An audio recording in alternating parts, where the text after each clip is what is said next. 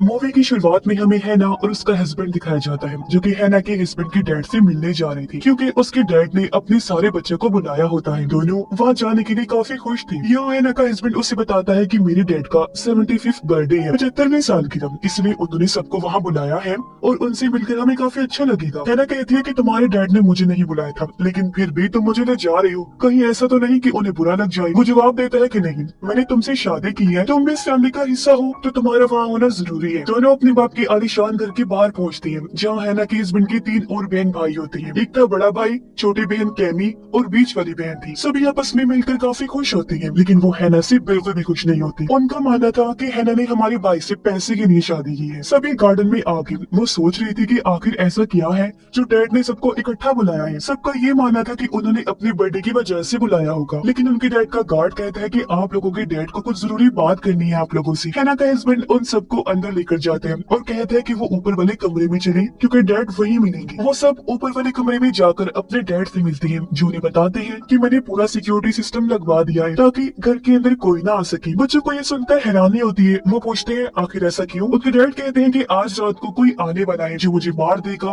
और उन 5 को मेरी हिफाजत करनी हो ताकि वो मुझे मार ना सके। ये सुनकर सब बच्चे हैरान हो गए और सोचते हैं कि आखिर कौन आएगा। डैड उनसे कहता है कि मैं इस बारे में तुम्हें नहीं बता सकता। बच्चे कहते हैं कि मजाक करना बंद करें और सच बताएं कि आखिर वो ऐसा क्यों कह रहे हैं। वो कहते हैं कि मजाक नहीं, बल्कि तुम इसे बिल्कुल सीरियस लो, क्योंकि अगर मैं आज रात मरता हूँ तो ये चीज तो तय हो चुकी है, ये मरने के बाद मेरी सारी प्रॉपर्टी किसी चैरिटी की हो जाएगी, ना कि मेरे बच्चों की। लेकिन अगर मैं जिंदा रहा तो अपनी प्रॉपर्टी को तुम सब में बांट दूंगा। तुम्हें बस आज रात मुझे महफूज रखने के लिए कुछ भी करना है। ये सुनकर सब हैरान हो जाती है और सोचने लगती है कि आखिर वो ऐसा क्यों कह रही है। लेकिन तभी वो अपने गार्ड को हुक्म देते हैं कि अब तुम जा सकते हो। और जब गार्ड वहाँ से गया तो सारे खिड़की दरवाजों को अच्छे से लॉक कर देता है, ताकि कोई भी वहाँ से ना अंदर आ सके और ना ही कोई बाहर जा सके। और वो सब नीचे जाकर बात करने लगती है कि आखिर डैड को ऐसा क्या हो गया है कि वो ऐसी बातें कर रही हैं। तो उन सबको लगता है कि शायद डैड हमें आजमाना चाहते हैं। उन्हें नहीं लगता कि यहाँ कोई भी आएगा उन्हें मारने के लिए, क्योंकि सारे खिड़की दरवाजे तो पहले ही लॉक्ड हैं। तभी हैना उनसे कहती है क्या पता डैड सच बोल रही हो, अगर ऐसा है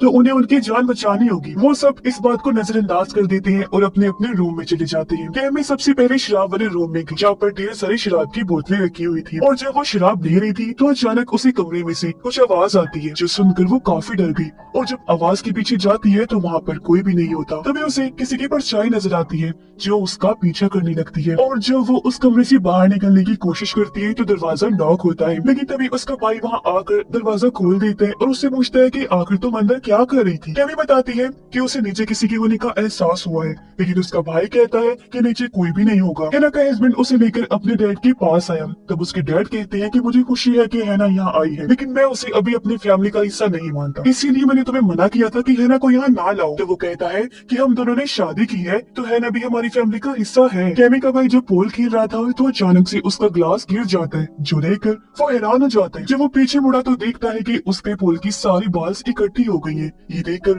वो फिर से हैरान रह गया। वो सोचता है कि आखिर मेरे साथ ही क्या हो रहा है। तभी उसकी दूसरी बहन आ जाती है और वो दोनों बातें करने लगी। इधर कैमी काफी बोर हो रही थी तो वो स्विमिंग पूल में चली जाती है नहाने के लिए, लेकिन जब वो कैमरा ऑन करती है तो उसे अपने पीछे कोई खड़ा हुआ नजर आता है। लेकिन जब वो पीछे मुड़ती है तो वहाँ कोई भी नहीं होता। वो आवाज लगाती है कि जो भी है वो बाहर आ जाए, लेकिन जब वो चेक करने गई तो कोई भी नजर नहीं आता। फिर कैमी स्विमिंग पूल के अंदर चली जाती है। तभी अचानक कोई आत्मा उसे पकड़ लेती है और उसका माथा काट देती है, जिससे उसका खून निकलने लगा। आत्मा उसे स्विमिंग पूल में फेंक देती है, जिससे उसकी मौत हो जाती है। कैमी के बहन भाई आपस में बात कर रहे थे कि आखिर उनके बाप ने ऐसा क्यों किया और उनकी क्या प्लानिंग है। लेकिन तभी वहाँ हैना का हस्बैंड आ जाता है, जो सुन लेता है कि वो उसकी बीवी के बारे में बुराई कर रही थी। तभी उन्हें एहसास हुआ कि कैमी यहाँ नहीं है। और जब वो नीचे गई तो उन्हें कैमी की लाश मिलती है, जो देखकर वो हैरान तो हो जाते हैं और सोचने लगती है कि आखिर ये किसका काम होगा। कैमी का भाई कहते हैं कि वो तो हमारी बहन है तो हम तो उसे नहीं मार सकते, लेकिन हमारे बीच एक ऐसी लड़की है जो हमारी फैमिली की नहीं है। ये सुनकर हैना का हस्बैंड यानी उनका भाई कहता है कि मैं अपनी वाइफ पर ऐसे इल्जाम बर्दाश्त नहीं कर सकता, क्योंकि वो हर वक्त मेरे साथ ही थी और वो कैमी के साथ ऐसा बिल्कुल नहीं कर सकती। उन दोनों का मानना था कि अगर घर की सारी दरवाजे बंद है तो यहाँ कोई भी नहीं आ सकता उसे मारने के लिए। इसीलिए हमारा शक हैना पर था कि हैना ने ही उसे मारा होगा। जब उनके डैड को ये बात पता चलती है कि उसकी छोटी बेटी मारी गई है तो वो नीचे आके अपने बेटे की लाश के सामने रोने लगते हैं और कहते हैं कि उसकी मौत बहुत ही बुरी हुई है। सब पूछते हैं कि आखिर इसको मारने वाला कौन है। डैड उन्हें बताते हैं कि दरअसल उनके घर में एक आत्मा मौजूद है जिसने कैमी को मारकर हमसे छीन लिया। मैंने उसे कुछ बिजनेस डील की है जिसकी वजह से वो ऐसा कर रहा है। ये सुनकर वो हैरान हो गई। कहते हैं कि पूरी बात बताएं, लेकिन डैड उन्हें पूरी बात नहीं बताती और कहते हैं कि मेरी एक बेटी तो मर गई है, लेकिन अब मैं हैना को भी अपना वारिस मानूंगा, जिस वजह से मैं उसे अपनी प्रॉपर्टी में से हिस्सा देने के लिए तैयार हूँ। ये सुनकर कैमी की दोनों बहन भाई काफी हैरान हो जाते हैं और पूछते हैं कि डैड आखिर आप ऐसा कैसे कर सकते हैं। डैड बताते हैं कि मेरी बेटी की मौत के बाद किसी को तो प्रॉपर्टी मिलनी ही है ना, इसलिए अगर तुम्हें और अमीर होना है तो मुझे जिंदा रखना होगा। कैमी का बड़ा भाई अपनी डैड के ऑफिस से गन ले लेता है अपनी हिफाजत के लिए और कहते हैं कि जिस किसी ने भी मेरी बहन को मारा है मैं उसे जिंदा नहीं छोड़ूंगा। दोनों बहन भाई फिर से हैना को इल्जाम देते हैं, कहते हैं कि उसने ही कैमी को मारा है, लेकिन हैना कहती है कि कैमी के साथ मेरे रिश्ते बहुत अच्छे थे और मैं उसे मारने का सोच भी नहीं सकती। फिर हैना और उसका हस्बैंड नीचे गई जहाँ उन्हें कैमी की लाश नहीं मिलती। देखकर वो हैरान हो गई, सोचते हैं कि आखिर उसकी लाश कहाँ गायब हो गई। वो समझ जाते हैं कि यहाँ जरूर कोई है जो उन्हें जान से मार डालेगा, इसलिए वो फैसला करती है कि हम दोनों यहाँ से भाग निकलेंगे। वो दरवाजा तोड़ने की कोशिश करती है, लेकिन इससे कोई फायदा नहीं होता। तब उसका हस्बैंड हैना से कहता है कि हम नीचे के रास्ते से निकल सकते हैं। तो वो नीचे जाने लगी ताकि वहाँ से बाहर निकल सके। कैमी की बहन उसकी पेंटिंग की तरफ देखती है जो उसे घूर रही थी और ये देखकर वो हैरान होने के साथ साथ डर भी जाती है। लेकिन तभी उसका भाई वहाँ आ गया और उसे शांत करके कहता है कि मैं डैड को बचाने के लिए किसी भी हद तक जा सकता हूँ। मुझे लगता है कि हैना और हमारा भाई मिलकर ये सब साजिश कर रही है ताकि वो अमीर हो सके और डैड की प्रॉपर्टी के वारिस बन सके, लेकिन हम दोनों ऐसा होने नहीं देंगे। हैना और उसका हस्बैंड नीचे थे, वो बाहर जाने का रास्ता ढूंढती है तो उन्हें पता चलता है कि हर जगह लॉक्ड है। तभी हैना का हस्बैंड एक लॉक खोलता है और कहता है कि इसमें थोड़ी सी जगह है निकलने की, जिसमें से हैना निकलने लगी ताकि बाहर जाकर मदद ला सके, लेकिन वो निकलने की बजाय वहाँ अटक जाती है। उसे दूसरी तरफ बाहर कुछ नजर आता है जो देखकर वो डर जाती है। अपने हस्बैंड से कहती है कि मैंने किसी को देखा है। वो हैना को छुड़वाता है और उसे लेकर भागने लगता है। जब वो दरवाजा बंद कर रही थी तो अपने सामने एक डीमन को देखते हैं। उसे देख वो हैरान होती है और सोचते हैं कि आखिर ये क्या चीज है। इससे पहले वो उनके पास आता वो दोनों भागकर लॉकर में चली जाती है, लेकिन तभी कैमी की बहन भाई उस लॉकर का दरवाजा बंद कर देते हैं ताकि वो बाहर ही ना आ सके। ये देखकर वो परेशान हो गई। हैना का हस्बैंड उसे कहता है कि अगर यहाँ का टेम्परेचर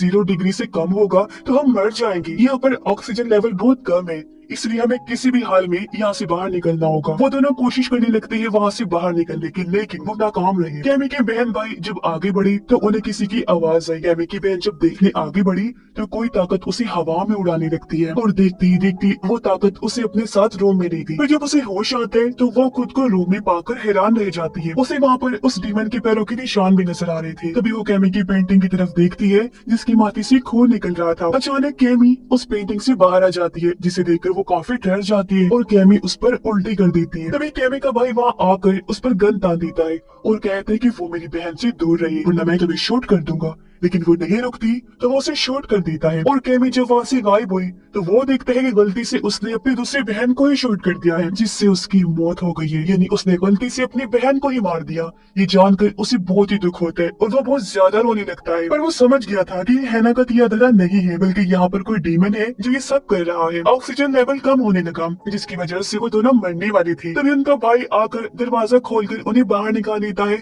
और उनकी जान बच जाती है। वो उनसे कहते हैं कि मैंने जो देखा उस पर तुम लोग यकीन नहीं करोगे, मैंने डीमन देखा है। दोनों से बताते हैं कि हम दोनों ने भी डीमन को देखा है और अगर उन्हें अपनी जान बचानी है तो यहाँ से निकलना होगा। कैमी का भाई कहता है कि तुम दोनों यहाँ से बाहर निकलने का रास्ता ढूंढो, तब तक मैं डीमन का ध्यान भटकाने की कोशिश करूंगा। जब वो दोनों वहाँ से बाहर निकलने के लिए जा रही थी तो डीमन उन पर हमला कर देता है, लेकिन वो एक रूम में जाकर खुद को लॉक कर लेती है। तभी वो लोग देखते हैं कि बुक शेल्फ के पीछे कोई खुफिया रूम है और जब वो उस रूम को खोलते हैं तो उसके अंदर उन्हें कई सारे डीमन से जुड़ी चीजें मिलती है। ये देखकर वो हैरान हो गई और सोचती है कि आखिर उनकी डैड ने ऐसा क्या किया था जिसकी वजह से वो डीमन यहाँ पर आ गया। उन्हें वहाँ पर एक डिमोनिक साइन मिलता है जिसके अंदर खून था। यामी का भाई जब डीमन को ढूंढ रहा था तो अचानक से उसके सामने वो डीमन यामी बनकर आ जाता है, जिससे वो घबरा जाता है और बैलेंस खराब होने की वजह से सीधा नीचे गिर जाता है, जिससे उसकी हड्डी टूट गई, लेकिन उसकी गन भी उससे दूर पड़ी हुई थी। तभी वो डीमन फिर से उसकी दूसरी बहन का रूप लेकर उसके सामने आ जाता है और वो उसे गले से लगाकर उसका सारा खून पी जाता है, जिससे उसका जिस्म तबाह हो गया और बुरी तरह उसकी भी मौत हो जाती है। दोनों जब उसके चिल्लाने की आवाज सुनते हैं तो वहाँ पहुंचकर देखते हैं कि वो भी वहाँ से गायब हो चुका है। ये देखकर वो समझ जाते हैं कि इसका मतलब वो भी मारा गया। फिर वो दोनों फौरन वहाँ से बाहर निकलने का रास्ता ढूंढने लगते हैं। तभी वो अपने डैड के रूम में चले गए। उनसे पूछते हैं कि आखिर उन्होंने ऐसा किया है, इसकी वजह से उसके सारे बहन भाई मारे गए। वो उन्हें बताते हैं कि इस घर में एक डीमन है जिसके साथ मैंने किसी खास मकसद के लिए एक डील की है। दरअसल मैं अपने सारे बच्चों को उसके सामने कुर्बान कर दूंगा ताकि मैं इमोर्टल अमर बन सकूं, कुछ टाइम और जी सकूं, क्योंकि अमर बनने के बाद मैं लंबे टाइम तक जिंदा रह सकता हूं। मैं मरना बिल्कुल नहीं चाहता। मैं 75 साल का हो गया हूं और मुझे मरना मंजूर नहीं। और जिंदा रहने के लिए मैंने अपनी सारी ब्लड लाइन यानी अपने बच्चों का, अपनी नस्ल का सेक्रीफाइस दे दिया, यानी उनकी कुर्बानी। मतलब उसने अपने बच्चों की आत्मा को डीमन को बेच दिया था। तभी वो डीमन एक एक करके उसके सारे बच्चों को मार रहा था। ये बात कहने के बाद वो एक बंदूक उठाता है और अपने बेटे हैना के हस्बैंड को भी शूट कर देते हैं, जिससे वहीं पर उसकी मौत हो जाती है। ये देखकर हैना बहुत ज्यादा घबरा जाती है, पूरी तरह टूट जाती है। जब उनका डैड हैना को भी मारने जाता है, वो उसे कहता है कि असल में देखा जाए तो तुम मेरी फैमिली की नहीं हो, लेकिन फिर भी तुम्हें मारना ही पड़ेगा। और वो उसे शूट कर देता है। गोली हैना के हाथ में लगी, जिसकी वजह से वो थोड़ी जख्मी हो जाती है। हैना फौरन वहाँ से भाग गई और घर में छुप जाती है अपनी जान बचाने के लिए। जब उनका डैड हैना को ढूंढ रहा था तो वो ये राज उनके सामने लाता है कि असल में मैं नाटक कह रहा था कि मैं तुम्हें भी अपनी फैमिली का हिस्सा मानता हूँ, मैं तुम्हें कभी अपनी फैमिली नहीं बना सकता। और मैंने अपने बेटे को बोला भी था कि वो लड़की यानी कि तुम उसकी लायक नहीं है, लेकिन उसने मेरी बात नहीं मानी और तुमसे शादी कर ली, जिससे मुझे बहुत ही बुरा लगा। तभी हैना को वहाँ पर बंदूक मिल जाती है, जिसे उठाकर वो उसके डैड को शूट कर देती है। और तभी एक फर्नीचर उसके ऊपर गिर गया, जिसके नीचे वो अटक जाता है। हैना उसे बताती है कि असल में तुम्हारा बेटा और मैं तुम्हारे लिए एक बर्थडे गिफ्ट लेकर आए थे, लेकिन हम दोनों ने वो गिफ्ट अभी तक तुम्हें दिखाया नहीं, और अब जब तुम मरने वाली हो तो मैं तुम्हें वो गिफ्ट दिखाना चाहती हूँ। वो फौरन उसे गिफ्ट दिखाती है, जिसके अंदर एक अल्ट्रासाउंड की तस्वीर थी। वो बताती है कि असल में मैं माँ बनने वाली हूँ। जो बच्चा आपके बेटे का है यानी आपका पोता, तो ये आपका ब्लड लाइन है, मतलब कि तुम अपनी फैमिली के आखिरी मेंबर नहीं हो, बल्कि ये बच्चा है। क्या तुम्हारे ब्लड लाइन में तुम्हें जिंदा रहने का हक नहीं है, बल्कि मेरे पेट में पल रहे बच्चे को है, जो कि तुम्हारी प्रॉपर्टी का मालिक बनेगा। मतलब कि असूल के हिसाब से उसके पेट में जो बच्चा है वो इमोर्टल होगा, क्योंकि उनका बाप तो मरने वाला है। ये सुनकर वो हैरान और परेशान हो जाते हैं। पर डीमन भी ये सब सुन रहा था। वो डीमन फौरन उसके पास आता है और उसे काट कर खा जाते हैं, जिससे बूढ़े आदमी की भी वही मौत हो जाती है। उसके बाद है ना वहाँ से बाहर निकलती है और अपने हस्बैंड की तस्वीर देखकर उसे याद करने लगी, जज्बाती होकर रोने लगती है कि हम साथ में कितने खुश हुआ करती थी। कुछ देर बाद सुबह हो गई। बूढ़े आदमी का सिक्योरिटी गार्ड बाहर कार में उसका इंतजार कर रहा था। जब दरवाजा खुला तो वो देखता है कि दरवाजे से बाहर उनका बाप नहीं आया, बल्कि उनकी बहू निकली है, जिसके पेट में उसका आखिरी ब्लड लाइन है। इसका मतलब कि अब सारी प्रॉपर्टी की मालिक और कोई नहीं बल्कि हैना है। सारी जायदाद की मालकिन बनने के बाद वो गाड़ी में बैठकर यहाँ से निकल जाती है। इस बात की उसे खुशी तो थी, लेकिन अपने हस्बैंड को खोकर वो बहुत दुखी थी, जिसके साथ ही ये कहानी इधर ही खत्म हो जाती है।